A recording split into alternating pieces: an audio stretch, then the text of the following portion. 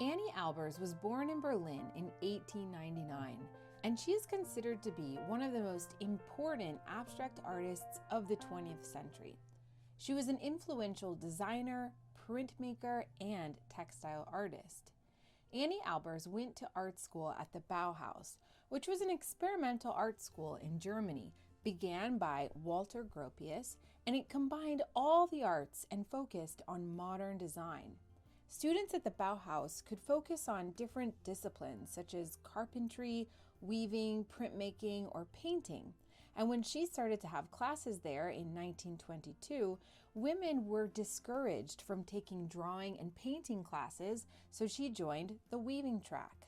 This decision would prove monumental for her, as she is now one of the most prominent weavers of modern art.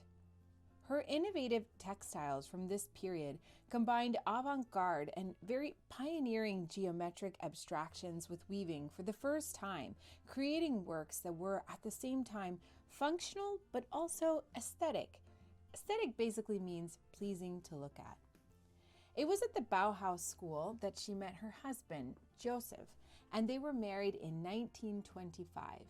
The Bauhaus school was closed by the Nazis in 1933, and as Anni was Jewish, the couple left Germany for the United States. They were soon offered a teaching position at the Black Mountain College, which was another very experimental art school that many teachers had come to from the Bauhaus. In her work, Anni was very influenced by pre-Columbian art and textiles as she took several trips to Mexico and South America to research different styles and techniques. The idea of integrating art and design is something that Anni always brought into her work, and she was also very interested in the industrial process of it. And for her, it was very important to erase the stigma that textile was just a craft. She wanted to make textile become another form of art that could also be in museums. She was in fact the first designer to have a solo exhibition at the Museum of Modern Art in 1949. And again, what she brought to the textile world was a freedom in the weaving process. She started to explore the technical limits of the fibers and had a new approach to abstraction that makes her stand out as a fiber artist and teacher. She is exceptional in her craft and someone that we are looking forward to learning about more today as we practice a paper weaving project inspired by some of the work of Anni Albers. Hi guys, so today we're going to make a very simple paper weaving. So we need 3 sheets of paper, colored paper, and a pair of scissors. So we're going to make our loom. So the strings or the papers that are going vertically, those are going to be the warp strings. So we're going to go ahead and take our paper that's vertical. We're going to fold it in half. So go ahead and make those 2 ends match and press down. So press it down. Now I want to fold it in half again that way. So just like this. So it touches over here. So fold it, press it. But now I'm going to open it back up, okay? So I've just created a little center line here. Now I want to take this top part, that's where it's opening, right? I'm going to fold it down just a tiny bit, just like that. It's just kind of a little bit like that. So fold it down. I want a nice even fold so the both edges are lining up, okay? I've made a little bit of a diagonal line. Let me fix that here. All right, very good. Nice little fold. And now open that one up. So you can see what I've got here is the folded edge of my paper. So this is the fold, is at the bottom. I've got a center line here and I've got a little lip right there. So what I'm gonna do is I'm gonna take my scissors and I'm gonna cut the center line. I'm cutting from the fold. So cut the center line up to the lip and stop. So right here, I stop. That's very important. Now I'm creating pants. You see that? 2 pants. Okay, very good. Now, each leg of pants, I'm gonna cut in half. So I'm just gonna guess. I'm gonna kind of guess this right here is about the center. So I just want you to, before you cut, take a look and see where you've put your scissors. Is that kind of the center of that pant leg? So double check before you start cutting. So I'm going to cut now up into the lip and stop. So each side, I'm going to do the same thing. So I'm just going to go right up to the center and stop. Now each of these little legs I need to cut in half. So same deal. Before you cut, double check. Are we in the center? Okay, that's going to be very important. All right, so we're in the center. Good job.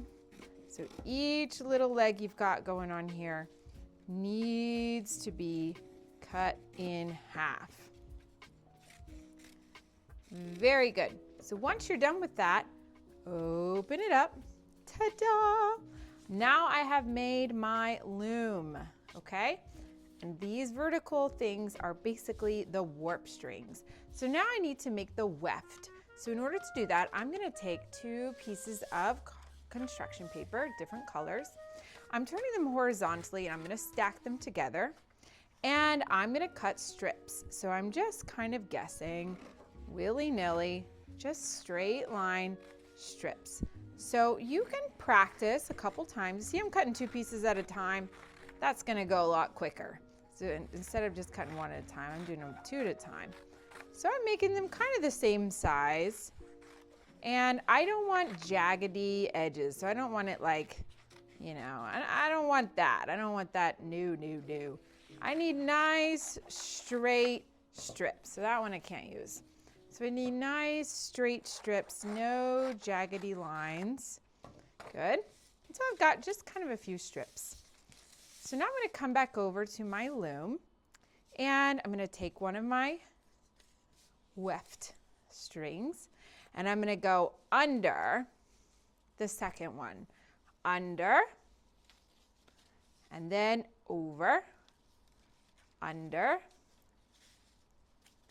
over. Now under. So I have made my first string here, okay? Now I need to go opposite, all right? So I'm gonna take this one. This is over, so we need to go under here and over this one. And I'm going to be putting them right up against each other. So I'm just gonna go under here, over the next one, under here, over the next one, all the way to the edge, just there. Make these little pieces on the edge line up. So let's go ahead and finish our paper weaving by continuing to alternate our colors and alternate our pattern. So we go under, over, and the following row should always be opposite the row before it.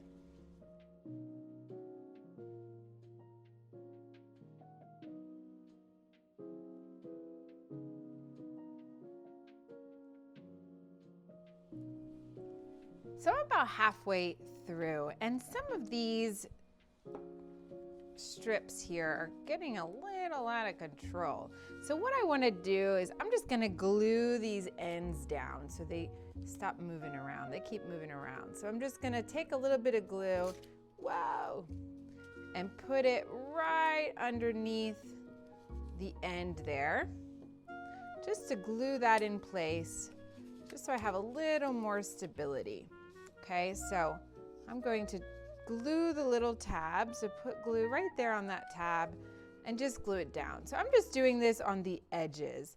I don't need to glue all the center pieces, just the edges, and that's going to help me have a little more stability with my loom. So I'm going to go to this side now and just glue, there's a little Elmer's glue right there on the edge, and you're going to see that's going to help you as you go forward.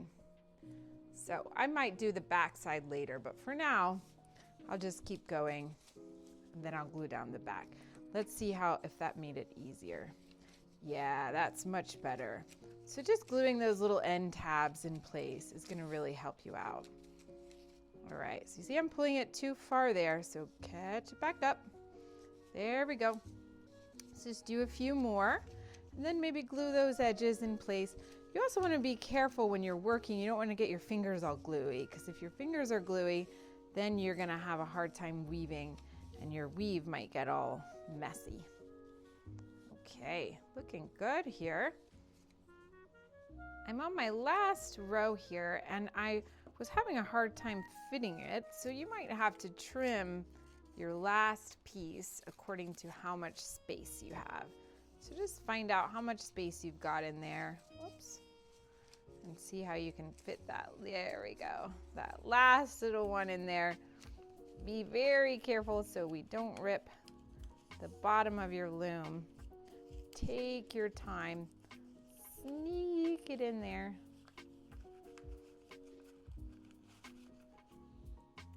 Okay, and there you go. Now we are finished. If you'd like, you can cut little tassels on the end. So I'm just gonna cut these little strips. Just be careful you don't go all the way up to that lip, because if you do, you'll cut your loom apart and that would be really sad. So don't cut your loom. Just cut some little tassels if you'd like. You don't have to, but if you'd like to add little tassels, that would be fun. Right there, just like that. And if you happen to have a dowel rod or any kind of stick at home, you could put some glue on the lip at the top and just kind of roll that stick onto the top lip, just like that. Just glue that down there. And you have a nice little wall hanging. So there you go. Hope you had fun with this video. Can't wait to see what you come up with next. Bye.